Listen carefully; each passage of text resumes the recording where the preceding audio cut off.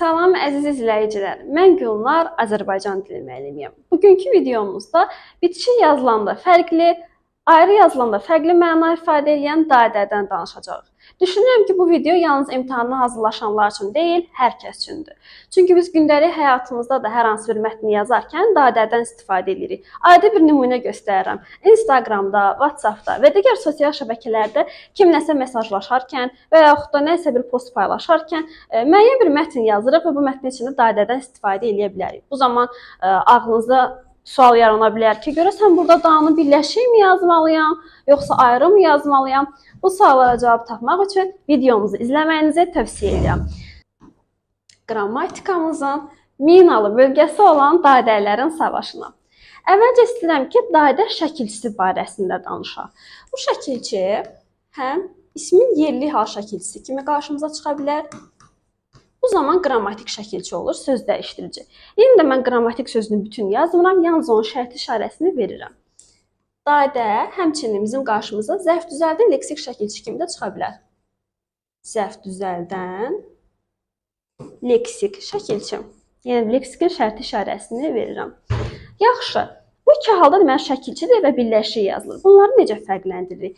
Yerli halda olan sözümüz kimdə, nədə, harada suallarından birinə cavab verəcək. Düzdür, bəzən cümlə daxilində nə vaxt sualına da cavab verə bilər.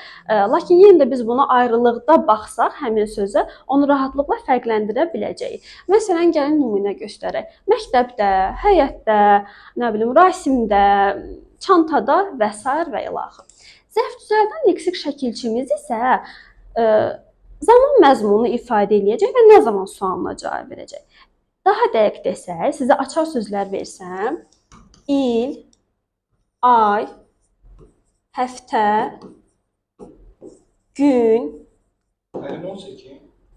Yox, ev yox, problem deyil. Gün, fəsil adlarımız, yaz, bahar, payız,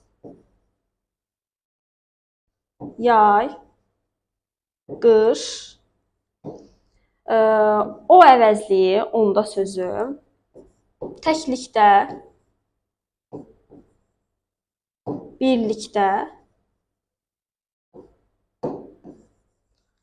Bu kimi sözlərə artırıldığı zaman olacaq zaman zərfi. Yəni ki, ildə, ayda, həftədə, nə bilim, sentyabrda, oktyabrda, yazda, payızda, baharda, qışda, onda. Onu da qeyd edeyim ki, onda sözünü biz iki cür başa düşə bilərik. Hansı mənalarda anlaya bilərik onda sözünü? Onda, yəni o vaxt, o zaman. Bəli. Bir də şəxs əvəzliyi kimi. Yəni onda şeydə, məsələn, Gülnarda, Rasimdə, onda. Bəli, tamamilə düzdür. Əgər şəxs əvəzliyi kimi düşünsək, məsələn, qələmim Rasimdə qalıb. Bu zaman o sözün kökü olacaq şəxs əvəzliyimiz, n bitişdirici samit olacaq, da isə yerli hal şəkilçisi olacaq. Və biz bilirik ki, bitişdirici samitlər özündən sonra hansı şəkilçi gəlirsə, leksikdirsə onun içində gedir, qrammatikdirsə qrammatikin içində təhlil olunacaq. Lakin onda mən uşaq idim. Yəni zaman məzmunu ifadə edərsə, o n bitişdirici, da isə olacaq zərf düzəldən leksik şəkilçimiz. Heç mənim belə olur, məsəl üçün də, sən belə edirsənsə, onda mən gəlmirəm, o da evlidir. Bəli, o zaman mənasına bərabər olur. Deməli, zərf düzəldən olduqda nə zaman sualına cavab verəcək. İndi isə keçirik ayrı yazılan dadə barəsində danışmağa. Ayrı yazılan dadəmiz köməkçi nitq hissəsi olacaq. Ola bilər bağlayıcı, iştirak bağlayıcısı, iştirak bağlayıcısı, ola bilər ədat. Ədatın iki məna növü kimi qarşımıza çıxa bilər. Qüvvətləndirici ədat, qüvvət, bir də əmr ədatı kimi. Demək, iştirak olan dadəmiz cümləyə iştirak məzmunu verir və mən həmin dadəni həmçinin, hətta, yəni öz sinonimləri ilə, sinonim bağlayıcılarla əvəz eləyə bilərəm. Gəlin bir nümunə göstərək. Məsələn, deyirəm ki, Rasim də iclasa gəlmişdi. Yəni ki, hər kəs gəlib iclasa, üstə gəlsin, hətta Rasim də iclasa gəlib. Həmçinin Rasim də iclasa gəlib. Bu məzmunu ifadə elədikdə bağlayıcı olacaq. Ədəd olduqda isə cümləni qüvvətləndirəcək. Adətən xəbərdən sonra gəlir. Baxın, həmişə demirəm ha. Adətən xəbərdən sonra gələcək və sadəcə o cümlənin emosionallığını artıracaq. Əgər əmr şəklindən sonra gələrsə, əmr ədəd olacaq. Məsələn, oxu da. Yox, əgər digər hallarda işlənərsə, qüvvətləndirici ədəd olacaq. Məsələn, dərsə gəlməlisən də, aydındırmı? Demək, dərsə gəlməlisən. Görürsünüz, cümlədən çıxarda bilirəm və yaxud da oxu, dərslərini oxu, cümlədən çıxarda bilirəm. Demək, bu hallarda ədəd olacaq. Bir də bir şey qeyd eləmək istəyirəm ki, əgər sasədən sonra da görsəniz, dadə görsəniz, bilin ki, bu dadə ədaddır. Məsələn, deyirəm ki, o dərsə gəlsə də gecikdi və s. Nəsə bir nümunə deyək. Sağdan sonra gəldi da, gəlsə də gəldi, o nə olacaq? Ədəd olacaq. Yəni, burada artıq bağlayıcı demirik. Yerlik halına zərf düzəldə olanda bitişik yazıldı. Dedik ki, köməkçi diksiyələri olduqda ayrı yazıldı. Əgər biz bunların bitişik ayrı yazıldığını səhv salsaq, cümlənin mənası dəyişəcək. Yəni, bir boşluq nələrə səbəb olacaq? Məsələn, gəlin bir cümlə yazaq.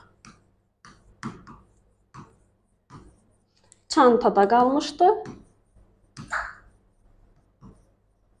Bir də gəlin bu danı ayrı yazaq. Çantada qalmışdı. Əgər mən birləşik yazsam, məna belə olacaq. Məsələn, nəyisə çantada unutmuşam, çantada qalmışdı. Qələm çantada qalmışdı. Amma əgər ayrı yazaramsa, çanta da qalmışdı. Yəni, nələrimisə evdə unutmuşam. Məsələn, telefonumu, pul qabımı evdə unutmuşam. Üstə gəlsin, çanta da evdə qalıb. Yəni, ayrı yazıldığı zaman artıq iştirak bağlayıcısı kimi çıxış elədi. Bitişik yazılanda isə yerli hal şəkilçisi kimi çıxış elədi və məna tamamilə dəyişdi. Həm də görürsən, intonasiya da fərqli olur. Bir var deyirsiniz ki, çantada qalmışdı. Bir də var deyirsiniz ki, çantada qalmışdım. Yəni, bunları qarışdırmamaq üçün fərqləndirmə yollarını sizə ətraflı izah elədim. İndi isə imtahana düşə biləcək bir məqamdan danışmaq istəyirəm sizə. Hansı ki, anda. Demək, anda əndə həm feili bağlama şəkilçisi kimi bizə məlumdur. Bir də ola bilər ki, an-ən feili sifət şəkilçisi üstə gəlinsin dadə yerli hal şəkilçisi kimi, yəni 2 dənə qrammatik kimi qabağımıza çıxa bilər. Sadəcə olaraq cümlənin məzmunundan siz anlayacaqsınız ki, bütöv təhlil olunmalıdır, yoxsa ayrı təhlil olunmalıdır. Hətta test toplusunda bir sualınız da var bununla bağlı. Mən istəyirəm ki, o sualın üzərində elə sizə izah eləyim.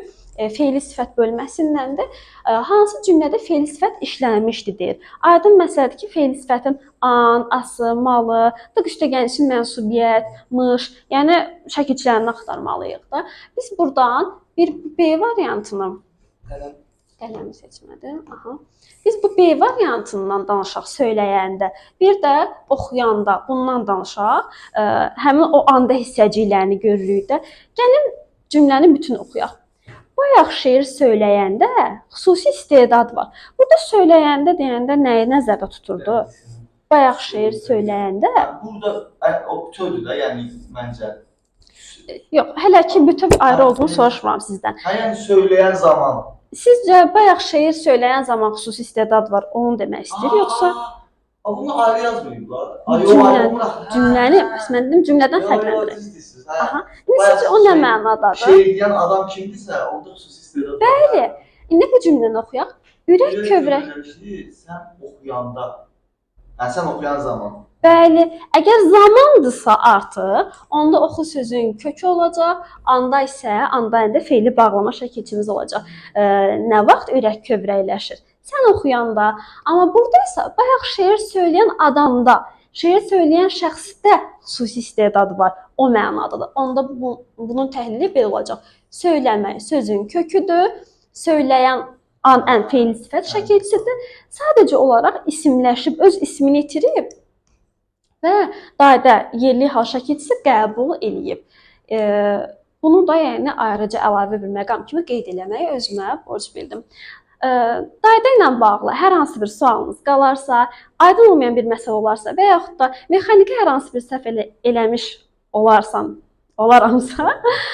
onu rəy bölməsində zəhmət qeyd eləyin.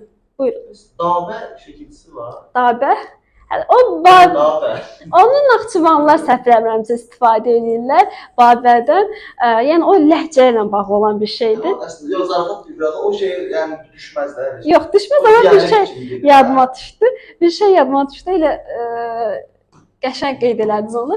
Demək, səhv eləmirəmsə Gəncəlilər bu dağını ayırmaq üçün nə edirlər? Həmin bu dayda ədatı ilə bitişik yazılan daydanı dana sözü ilə əvəz eləyirlər. Məsələn, gəl də, yox, gəl dana. Əgər onu dana ilə əvəz eləyə bilirsə, ayrı yazılacaq ədatda, yox, digər hallarda artıq o bir məqamlara nəzər yetirir. Gəncəli Azərbaycan müəllimləri daha çox yutulur.